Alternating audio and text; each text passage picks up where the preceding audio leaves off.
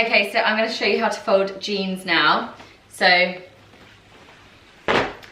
this is how you would fold them for a shelf.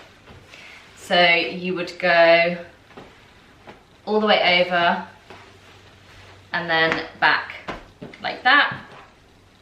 Or you can do it like this, fold them up to this part and then fold it back like that, and that is just a bit of a longer version depending on how much depth you've got. You could also file fold them, so you will want to tuck this little bit in here all the way over, and then 1, 2, like that.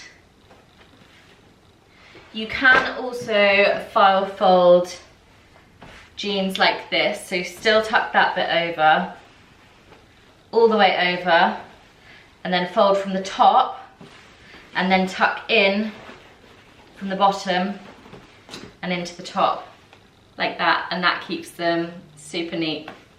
So that is also a really good way to file fold.